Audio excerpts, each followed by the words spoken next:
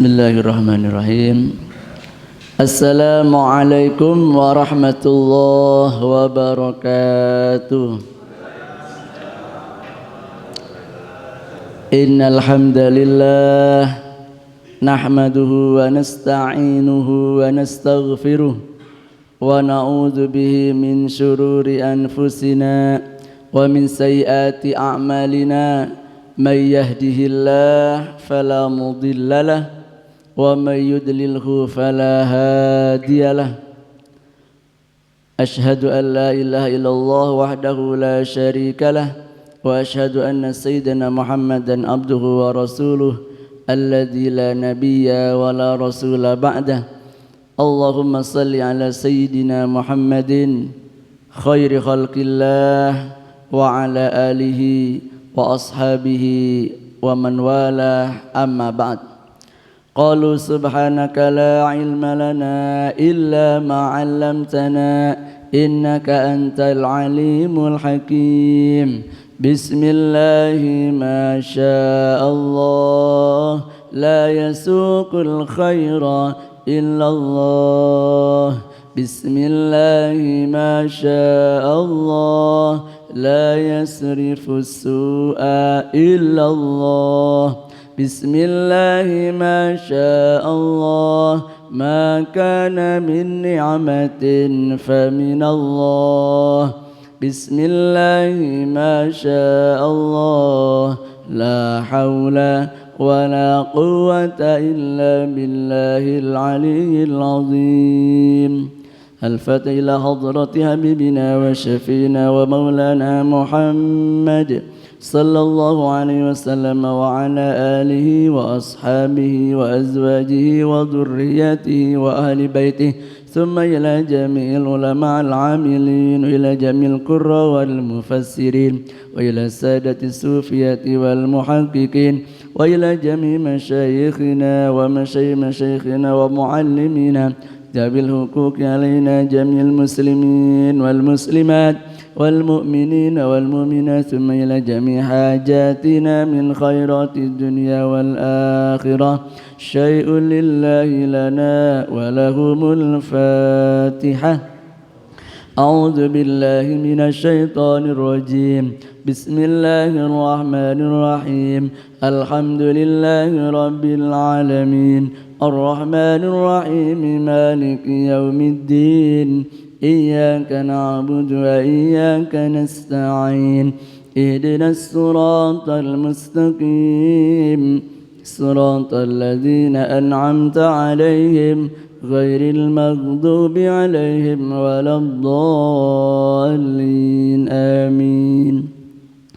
Hadirin wal hadirat segenap para jamaah Masjid An-Nur yang dirahmati oleh Allah Subhanahu wa taala.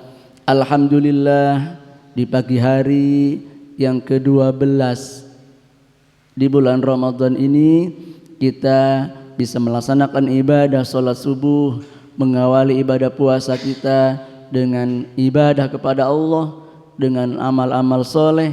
Mudah-mudahan menjadi tambahan nilai, tambahan kualitas ibadah puasa kita di hadapan Allah Subhanahu wa taala.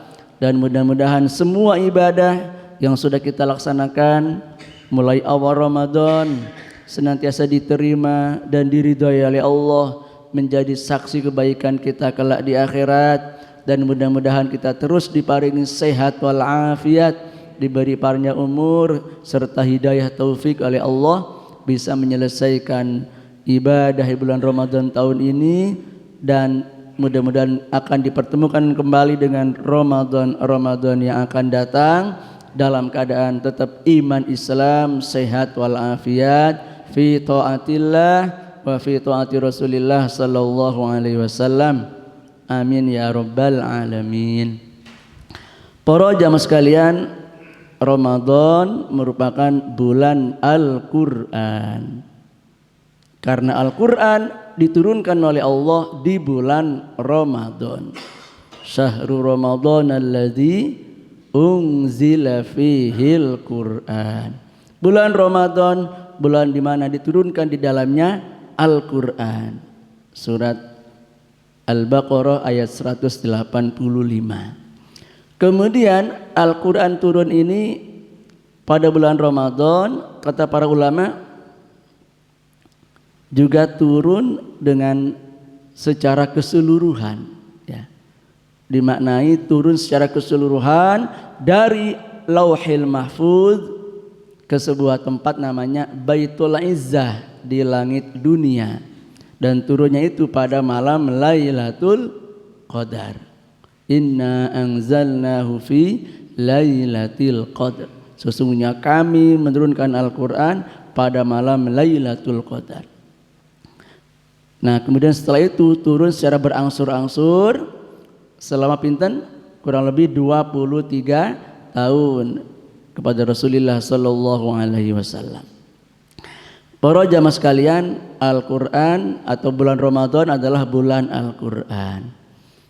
Jenengan sampun khatam nggih? Yang tadarus sudah khatam nggih? Minimal 1 bulan khatam 1 kali. Ya, syukur bisa 2 kali, syukur bisa 3 kali, syukur bisa 4 kali dan seterusnya. Panjenengan biasanya setahun itu khatam berapa kali, Pak? Setahun. Kira-kira biasanya jenengan setahun khatam berapa kali? Mungkin ibu-ibu yang rajin biasanya ibu, jenengan setahun khatam ping pinten? 12 kali. Wah, luar biasa nih.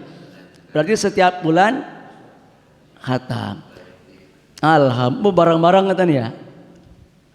Rombongan. Katakanlah kita setahun, karena setiap bulan khatam berarti setahun khatam 12 kali. Kalau sudah 10 tahun rutin seperti itu, berarti sudah 120 kali khatam. Kalau jenengan sudah 20 tahun seperti itu rutin, berarti sudah 240 kali khatam. Kalau jenengan sudah 30 tahun seperti itu rutin, berarti sudah 360 kali khatam. Itu kalau khatamnya sebulan sekali. Ada yang sebulan 3 kali, ada yang sebulan 4 kali. Katakanlah yang sebulan sekali, Pak. Katakanlah kita sudah setahun, berarti sudah 10 tahun 120 kali khatam. Kira-kira kita khatam berkali-kali, puluhan kali, ratusan kali, kita sudah tahu maknanya Quran. Dari Al-Baqarah, Alif Lam Mim sampai Minal Jinnati wan Nas, berapa persen yang sudah kita tahu artinya? Ya, mungkin 0,0,0,0%. Nah, tetapi kenapa meskipun kita tidak paham artinya, belum tahu maknanya, apalagi tafsirnya, kita kok masih senang baca Quran? Ya, belum tahu artinya, belum tahu maksudnya apa, nggak tahu maknanya, kita tetap senang berkali-kali bahkan khatam Quran. Kok bisa? Nah, itu salah satu keistimewaan Al-Quran. Tidak ada bacaan di dunia ini ya selain Al-Quran yang dibaca berulang-ulang meskipun yang baca nggak paham artinya. Tidak ada. Katakanlah kitab saja, kitab karangan ulama segala macam. Wah, ini kitab yang sangat luar biasa, karangan Imam Ghazali misalkan. Kalau kita nggak paham artinya, mau baca,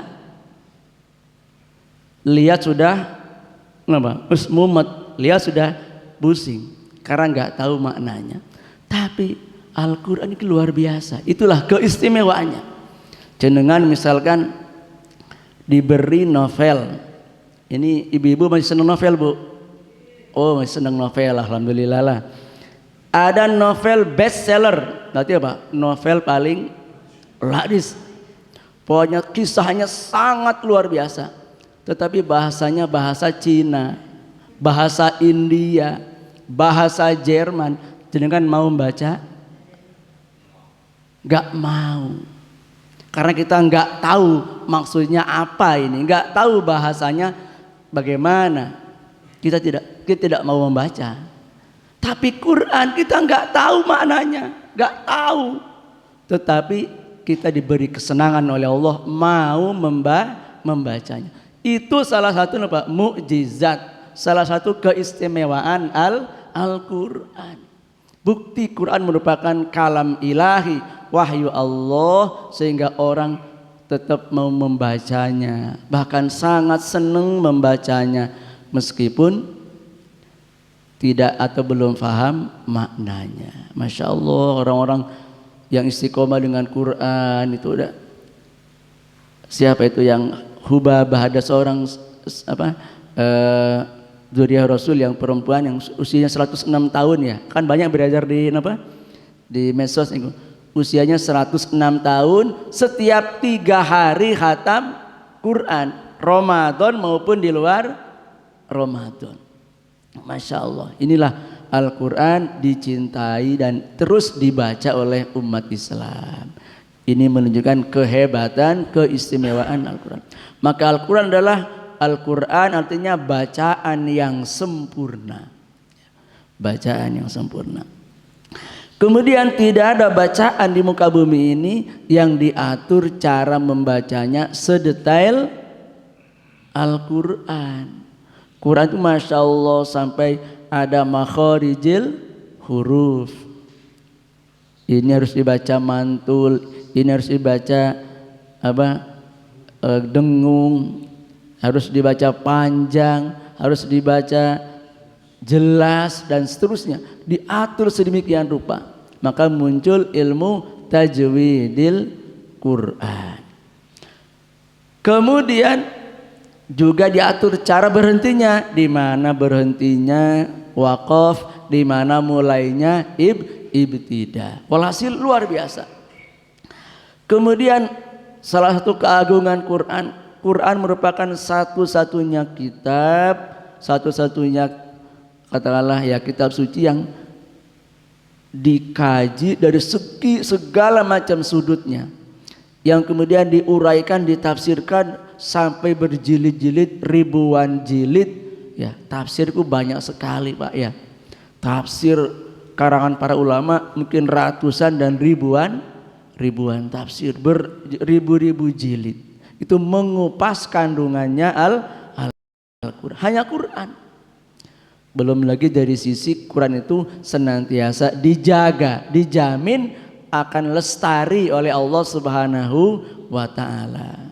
Salah satu bentuk penjaganya, Allah menggerakkan hamba-hambanya, memilih hamba-hambanya yang kemudian menghafalkan Al-Quran. Tidak ada Pak kitab buku yang dihafal jutaan orang di seluruh dunia nih. Bahkan anak-anak masih kecil-kecil. Lalu kalau jenengan lihat ya musabaqah hifdzil Quran itu Masya Allah, kok bisa anak-anak kecil, anak-anak seperti itu sudah hafal Quran. Ini berarti Quran bukan tulisan atau bukan bacaan yang biasa, tapi bacaan yang luar biasa. Oke. Kemudian keistimewaan Al-Quran bisa dilihat juga dari redaksinya. Redaksinya amat sangat teliti, amat sangat sempurna, pemilihan katanya, bentuk kalimatnya, bahkan susunannya. Ini tentu dirasakan oleh mereka para ahli Quran, para ahli tafsir. Nah, kita sedikit ingin mengetahui, ya kan, supaya tambah senang baca Quran, supaya tambah senang, tambah cinta dengan Al-Quran. Di antaranya misalnya di surat An-Nahl ayat 78. Monggo jenengan nanti buka An-Nahl ayat 78.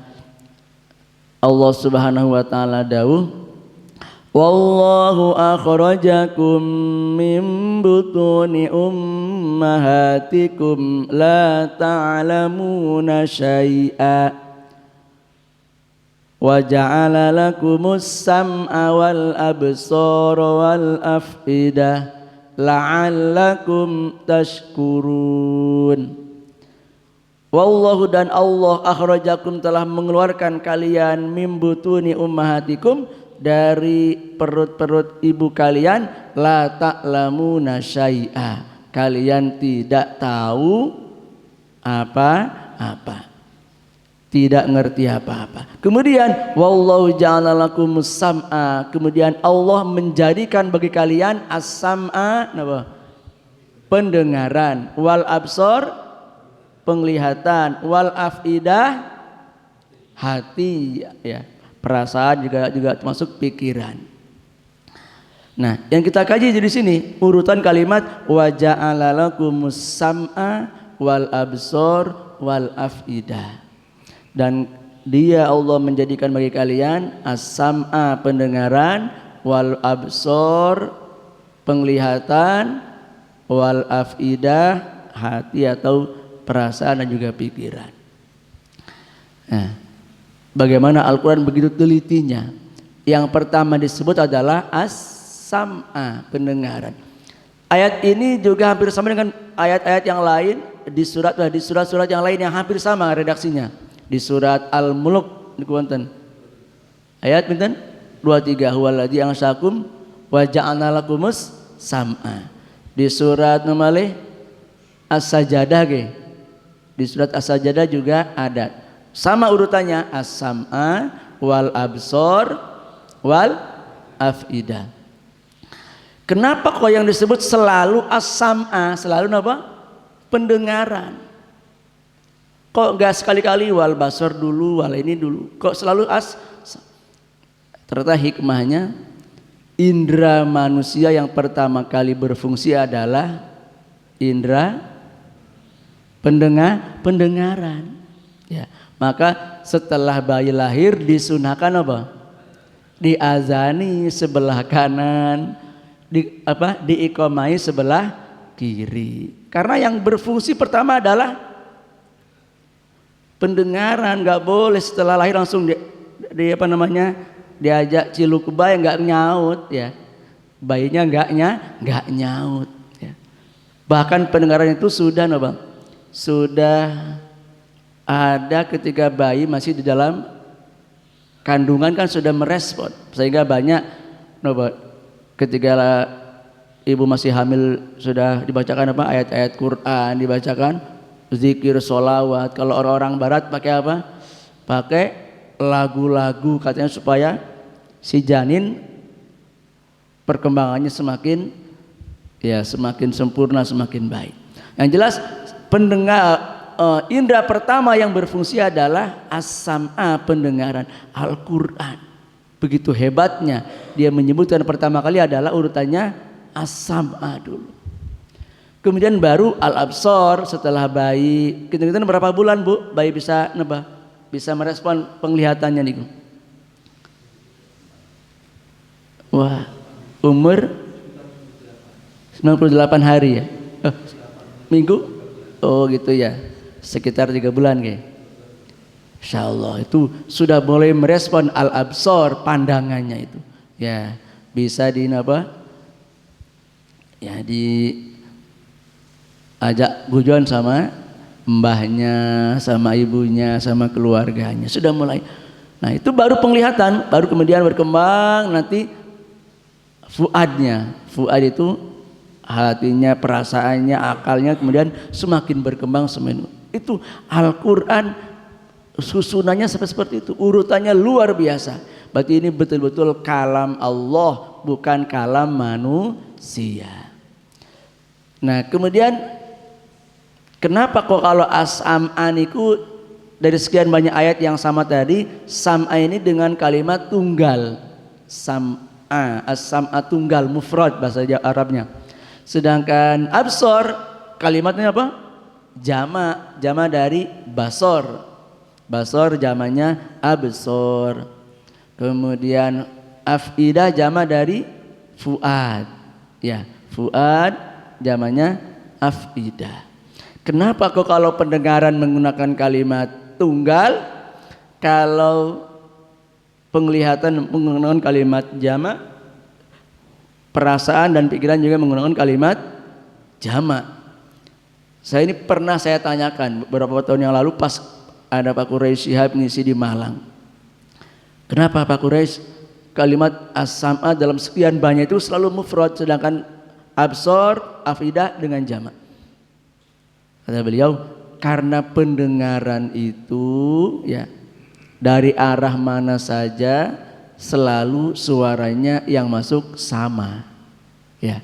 Ada azan, muazin azan subuh misalkan, yang rumahnya di timur dengarnya juga azan, yang rumahnya di selatan dengarnya juga azan, yang rumahnya di utara juga dengarnya azan. Gak mungkin ada yang azan, yang sana kok ada yang nyanyi dangdut, sana lagu apa sholawatan.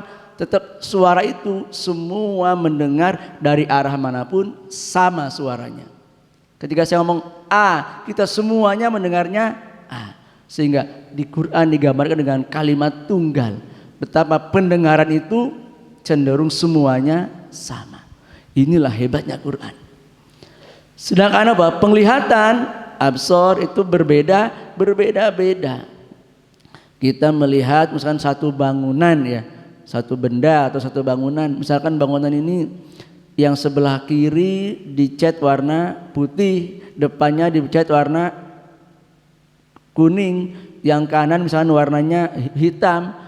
Orang melihat dari sisi yang berbeda, maka akan beda hasilnya. Yang sana ini warnanya putih, yang sana ini warnanya kuning, yang sana ini warnanya hitam, berbeda-beda. Makanya pandangan tidak ada yang sama.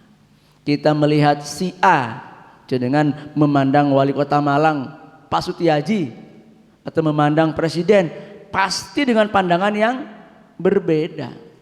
Gak bisa harus sama rata, gak bisa pasti. Dan Al-Quran sudah menggambarkan dengan ungkapan seperti itu. Inilah hebatnya Al-Quran, Masya Allah. Jadi sisi redaksinya sampai seperti itu telitinya. Contohnya lagi masih di surat An-Nahl, insya Allah di ayat ke 76, 76 atau 78 ya. Di surat An-Nahl lagi. Itu Allah Subhanahu wa taala berfirman terkait dengan Nahl. Nahl itu apa? Maknanya Nahl? Tawon atau lebah. Kalau nahl pakai titik, beda lagi artinya Pak. Kalau nahl pakai titik, kurma. Ya, kalau nahl tanpa titik itu lebah atau tawon. Kalau pakai titik, nahl artinya kurma. Kalau na'al pakai ain, na'lun artinya sendal. Sudah beda maknanya, Masya Allah. Ini An-Nahl ayat 68 dan ayat 69 ya. 68 kalau yang tadi 78. Ini 68. Allah Subhanahu wa taala dawuh, wa auha rabbuka ilan nahli anittakhidhi minal jibali buyuta wa minasy syajari wa mimma ya'rishun. Dan Tuhanmu berfirman atau memberi wahyu, memberi perintah kepada tawon, kepada lebah untuk membuat sarang, membuat rumah di gunung-gunung, di pohon-pohon, atau di tempat-tempat hasil buatan manusia. Makanya sarangnya tawon ya ada di mana? Di gunung, di pohon-pohon ya, atau di rumah. Kalau sekarang malah sudah ada ternak tawon. Itu Gusti Allah nyuruh. Allah memberi wahyu, memberi perintah, istilahnya memberi ilham kepada insting kepada tawon untuk membuat sarangnya ya di gunung-gunung. Banyak tayangan itu orang nyari madunya tawon sampai naik ke puncak gunung, di bukit-bukit, Masya Allah, di atas pohon. Nah, ini kalimatnya dalam ayat ini itu Allah menggunakan kalimat anittakhidhi wa auha rabbuka ilan nahli anittakhidhi Allah berfirman kepada atau memberikan wahyu kepada tawon, ittakhidhi, wahai tawon, buatlah minal jibali buyut, buatlah rumah. Ittakhidhi niku fi'il amr. Nah, ini kita sambil belajar bahasa Arab sedikit ya. Itu artinya fi'il amr, maknanya atau maksudnya adalah buatlah. Buatlah, anittakhidhi. Ittakhidhi itu dalam bahasa Arab kalimatnya untuk jenis kalimat muannas atau perempuan. Kalau ittakhid untuk laki-laki tanpa ya. Jadi kalau dalam bahasa Arab fi'il amr, kalau untuk perempuan ditambahi ya. Contohnya gini, kalau iqra, bacalah kamu wahai laki-laki. Jadi kalau perempuan iqra'i ya. Usjud, maka untuk perempuan usjudi. Irka, rukulah kamu, kalau perempuan irka'i ya. Kum, laki-laki perempuan kumi ya. Jadi ada tambahan iya. Makanya dalam Quran ya Maryamu qnuti li rabbiki wasjudi warka'i, karena yang diperintahkan adalah Sayyidah Maryam perempuan. Nah, di sini An-Nahl kok menggunakan kalimat perintah untuk perempuan, berjenis perempuan. An-Nahl, padahal An-Nahl sendiri kalimat muzakkar kalau tanpa ya. Kenapa? Nah, ternyata setelah perkembangan modern seperti ini diketahui yang bekerja membuat sarang itu adalah tawon betina. Yang membuat sarang termasuk nanti yang mencari saripati bunga nektar ya, itu juga adalah tawon-tawon betina. Maka summakuli min kulli samarat fasluki subula rabbiki dzulula. Jadi Allah ketika memerintahkan tawon ini menggunakan redaksi untuk perempuan. Summakuli min kulli samarat, wahai tawon, kamu makan itu buah-buahan, diambil saripati bunga-bunganya. Kemudian fasluki subula rabbik, kamu berjalanlah di jalan yang sudah Allah gariskan kepada kamu. Jadi tawon itu punya rute, Pak ya. Tawon itu sudah ada apa? Sudah ada rutenya. Sudah ada garis apa? Kalau memang pesawat itu supaya enggak tabrakan, supaya enggak nyasar, ada apa Pak? Ada? Sudah ada, pokoknya sudah ada jalannya, sudah ada jalurnya, ingatan kan? Kapal laut juga sama, sudah ada rutenya, ada jalannya. Jangan sampai nanti keliru nabrak karang, nabrak gunung, atau tabrakan sesama dengan kapal. Ini Quran mengatakan fasluki subula rabbiki, wahai tawon, kamu berjalanlah, ikuti rute yang sudah Allah buat untuk kamu. Maka tawon nggak ada yang kesasar, Pak. Jadi ngalang-ngalai GPS itu. Tawon terbang kemana-mana cari saripati bunga, kemudian balik ke sarangnya, nggak keliru sarangnya. Nah, masya Allah, ini luar biasa ya. Jadi ini menggunakan redaksi kalimat untuk jenis perempuan. Ternyata tawon yang bekerja termasuk yang buat sarang itu ya tawon betina. Kemana tawon jantannya? Katanya setelah membuai betina langsung KO, Pak. Langsung tepar, langsung mati. Wah, berarti luar biasa nih tawon-tawon betina nih kan. Masya Allah. Maka ada istilah ratu tawon ya. Masya Allah, Masya Allah. Ini betapa Al-Quran amat teliti redaksinya. Seperti itu, luar biasa. Sedikit lagi. Sekarang di surat Az-Zumar ayat ke-71 73 nih. Surat Az-Zumar.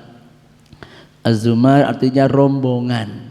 Kan ada ayat wasiqal ladzina kafaru ila jahannam zumara, hatta idza ja'uha futihat abwabuha.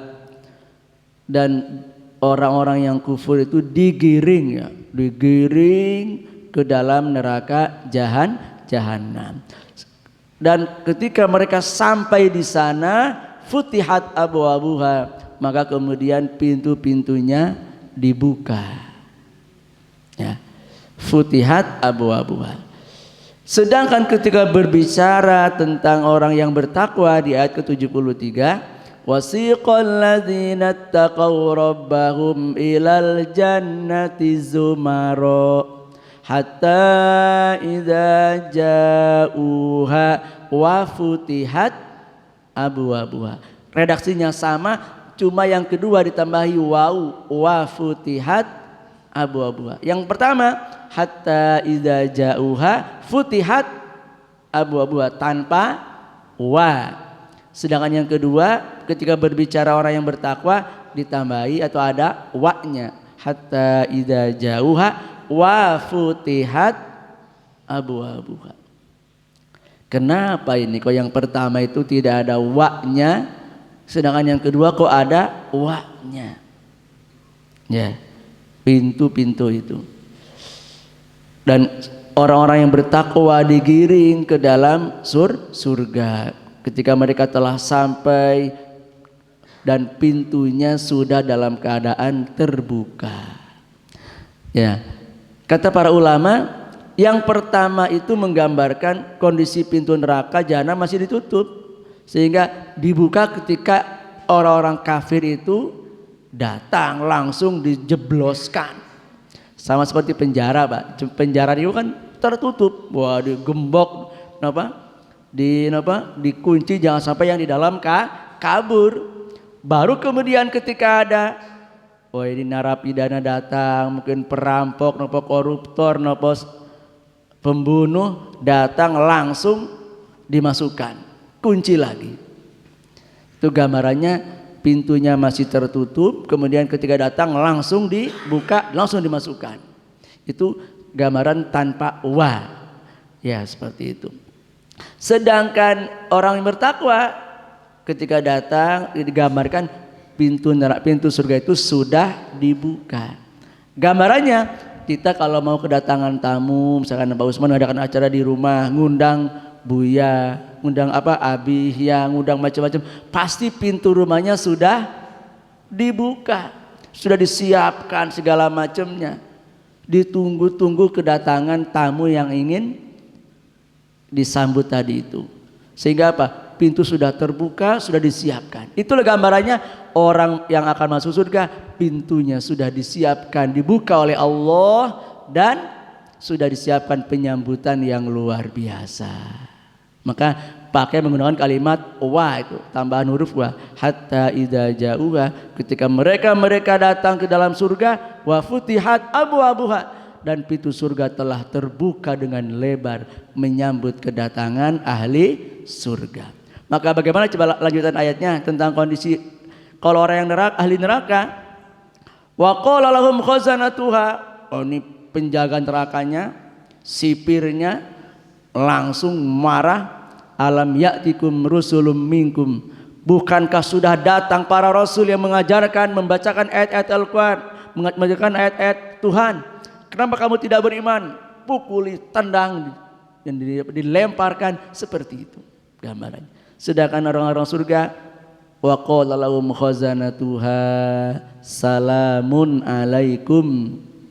Ya, para penjaga surga ketika orang-orang ahli surga datang, dia menyambut salamun alaikum, selamat datang, marhaban, masya Allah, monggo pinara, selamat menikmati, selamat merasakan balasan dari Allah yang luar biasa nih. Salamun alaikum tibtum fadhuluha khalidin, monggo silakan masuk, kalian akan kekal selama-lamanya di dalam surga.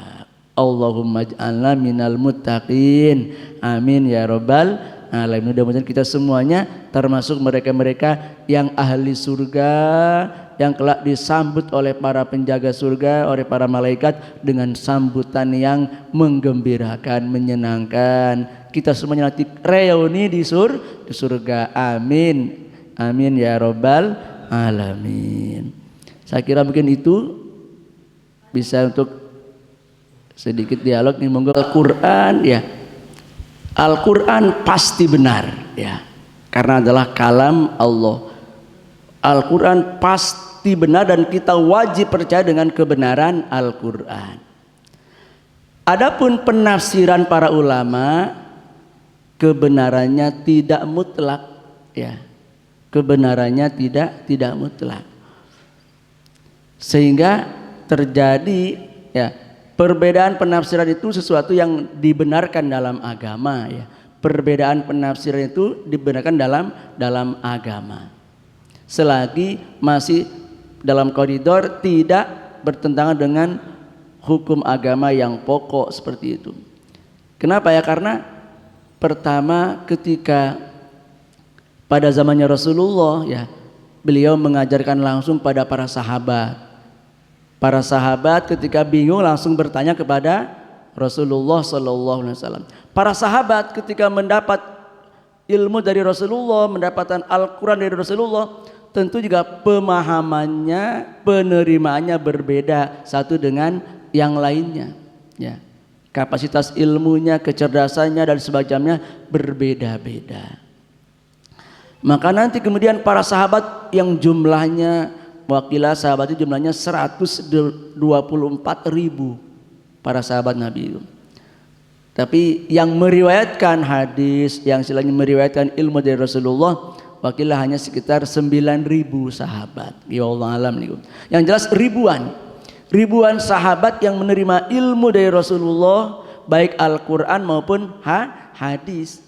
Setelah Rasulullah wafat, para sahabat itu berkembang, berpencar. Ada yang tinggal di Madinah, ada yang tinggal di Mekah, ada yang tinggal di Kufah, ada yang tinggal di Syam, dan seterusnya di Basra. Sehingga mereka mengajar di macam-macam daerah niku. Sesuai dengan apa? Dengan ilmu yang pemahaman yang beliau terima dari Rasulullah Sallallahu Alaihi Wasallam. Nah, tentu pemahamannya atau ilmu yang mereka terima tidak semuanya sama ya.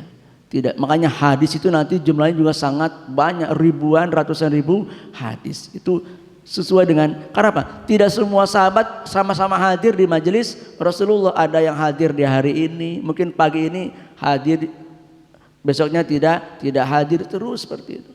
Nah, ilmu dari para sahabat diajarkan kepada para tabi'in, kemudian tabi'in terus jumlahnya semakin banyak. Maka tentu akan melahirkan perbedaan sejak awal ya.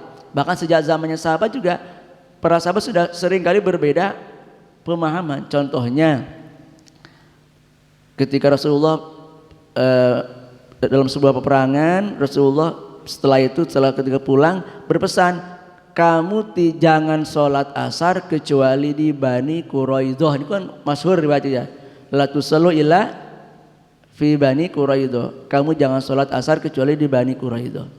Setelah pulang tengah jalan, wah ini sudah mepet maghrib. Sahabat terbagi dua itu. Wah, kalau kita ikut sabdanya Rasulullah, kita akan sampai di sana sudah maghrib, kehilangan waktu asar. Wah, kalau kita sholat aja, yang lain nggak bisa. Kita kata Rasulullah jangan sholat kecuali di kampung Bani Quraidah. Nggak mau saya, pokoknya saya sholatnya di sana. Baik sudah masuk maghrib maupun masih asar ya, tak sholat di sana saja. Sesuai dengan perintahnya.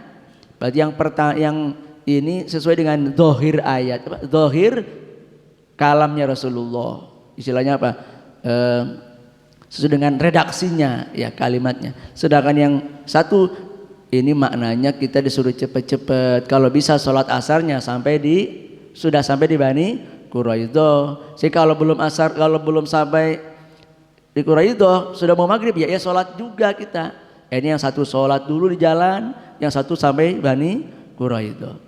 Setelah ketemu Rasulullah tanya, dua-duanya dibenarkan. Karena apa? Berdasarkan ijtihad. Maka nanti ada ijtihad.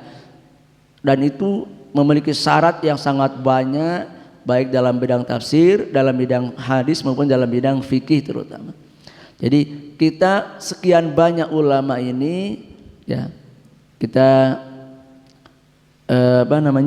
sudah ada panduan tafsir Al-Quran itu kan memahami Al-Quran. Nanti kemudian muaranya, endingnya nanti ke hukum itu nanti bab fikih itu ada madzhabul arba'ah, ada 4 mazhab yang dipegang Ahlus Sunnah wal Jamaah, mazhab Hanafi, Maliki, Syafi'i dan Hambali. Semuanya sama bersumber dari pemahaman penafsiran Al-Quran. Tapi rumusannya, istilahnya mengkaji Quran dari sisi hukum fikihnya. Ya Quran ya hadis. Nanti dari sisi akidah ya muncul akidah Ahlussunnah wal Jamaah. Imam Abu Hasan al-Asy'ari sama, beliau juga menafsirkan Quran, menafsirkan hadis dari sisi akidah. Nanti dari sisi tasawuf ya muncul Imam Ghazali, muncul Imam Junaid al-Baghdadi, sama merumuskan kaidah-kaidah tasawuf, ilmu tasawuf hasil pemahaman dari Al-Quran ya al-hadis. Banyak sekali. Nah, kita kalau melihat sekian banyak ulama itu ya kita ikuti yang Ahlus Sunnah wal Jamaah. Ahlus Sunnah wal Jamaah sendiri banyak sekali. Rata-rata mufassir itu semuanya Ahlus Sunnah wal Jamaah. Para ahli hadis Imam Bukhari, Imam Muslim semuanya rata-rata Ahlus Sunnah wal Jamaah. Seperti itu. Adapun kalau ayat tadi itu memang berkaitan tawon itu ya yang diperintahkan dengan redaksi untuk betina, untuk yang perempuan. Dan memang terbukti yang yang bekerja, yang membuat sarang dan semacamnya adalah tawon betina. Adapun berkaitan dengan sabda Rasulullah tentang pentingnya peran seorang peran perempuan, mungkin bisa saja dikaitkan. Yang jelas memang perempuan itu sangat luar biasa. Bahkan disebut madrasatul ula, madrasah pertama ya perempuan. Anak-anak belum belajar dengan nyari PAUD, nyari TK yang kelas super macam-macam, itu tidak akan berpengaruh banyak ya kalau madrasah pertamanya ibunya yang nggak karu-karuan. Yang jelas kita diperintahkan yang kalau perempuan menjadi wanita yang solehah, menjadi wanita yang betul-betul mukminah. Nah kemudian mukminah, perempuan Islam ini menjadi wanita-wanita yang betul-betul dalam gambaran yang dicintai, diridhoi oleh Rasulullah Sallallahu Alaihi Wasallam. Kualitas ketakwaan kita masing-masing berbeda. Ada yang kualitas premium, punya kualitas nomor 1. Para aulia ya, para nabi, para aulia ya, para syuhada itu kelas orang-orang yang bertakwa, kelas ya super ya, VVIP. Ya kelas eksekutif ya.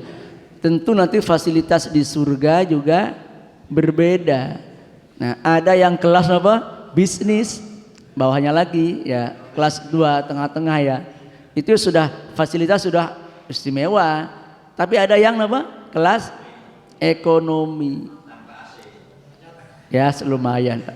Tapi yang penting meskipun ekonomi kita ikut naik ya. Kalau nggak ikut naik ya nggak sampai. Ya, kita ada kereta, ada pesawat, ini pilihan ekonomi, bisnis eksekutif. Sama-sama tujuannya katakanlah ke Jakarta. Pokoknya naik ya akan sampai. Selama dia beriman, artinya dia punya tiket ke surga, dia akan sampai. Jadi makanya gini, nanti di akhirat ada dalam kitab Ayyuhal Walad karangan Imam Al-Ghazali, itu insyaallah ada dauhnya entah sahabat Ibnu Abbas atau sahabat, pokoknya ada ungkapan begini, Allah Subhanahu wa taala kelak di akhirat ya berfirman kepada ahli surga, ya ibadi udkhulul jannata bi rahmati waqtasimu naimaha bi a'malikum. Wahai hamba-hambaku yang beriman ya, silakan kalian semua masuk surga dengan rahmatku. Jadi kita semuanya masuk surga berkat rahmat Allah. Karena apa? Tidak nutut istilahnya amal kita untuk dapat tiket surga itu. Ya. Kemudian baru waqtasimu naimaha, silakan kalian bagi, kalian nikmati kenikmatan surga bi'amalikum, sesuai dengan amal-amal kalian. Jadi sama-sama masuk surga. Surga itu kan ada 100 tingkat ya. Oke, mudah-mudahan kita termasuk ya minimal yang kelas bisnis lah, amin ya rabbal alamin. Masya Allah. Alhamdulillah, mudah-mudahan ada hikmah dan manfaatnya. Bila ada keterangan saya yang salah, saya mohon ampun kepada Allah Subhanahu wa taala, dan juga mohon maaf kepada panjenengan. Mudah-mudahan silaturahim ini, pertemuan ini, majelis ini sekali lagi mendapatkan ridho dari Allah Subhanahu wa taala. Amin ya rabbal alamin. Al-Fatihah. A'udzu billahi minasyaitonir rajim. Bismillahirrahmanirrahim. Alhamdulillahi rabbil alamin, arrahmanir rahim, maliki yaumiddin, iyyaka na'budu wa iyyaka nasta'in, ihdinas siratal mustaqim, siratal ladzina an'amta 'alaihim ghairil maghdubi 'alaihim waladdallin. Amin. Bismillahirrahmanirrahim. Alhamdulillahi rabbil alamin. Allahumma shalli ala sayyidina Muhammadin wa ala alihi wa sahbihi أجمعين. ربنا تقبل منا إنك أنت السميع العليم وتب علينا يا مولانا إنك أنت التواب الرحيم. اللهم اجعلنا وأهلنا وجماعتنا من هذا العلم والعمل والخير. اللهم ربنا تقبل منا صلاتنا وصيامنا وقيامنا وركوعنا وسجودنا وتلاوتنا وصدقاتنا وسائر أعمالنا ولا تدرب بها وجوهنا يا الله يا رب العالمين ويا خير الناصرين. ربنا آتنا من لدنك رحمة وهيئ لنا من أمرنا رشدا. ربنا آتنا في الدنيا حسنة وفي الآخرة حسنة وقنا عذاب النار. صلى الله على سيدنا محمد وعلى آله وصحبه وسلم والحمد لله رب العالمين. Demikian, kurang lebihnya mohon maaf dan terima kasih. Hadanallahu wa iyyakum. Assalamualaikum warahmatullahi wabarakatuh.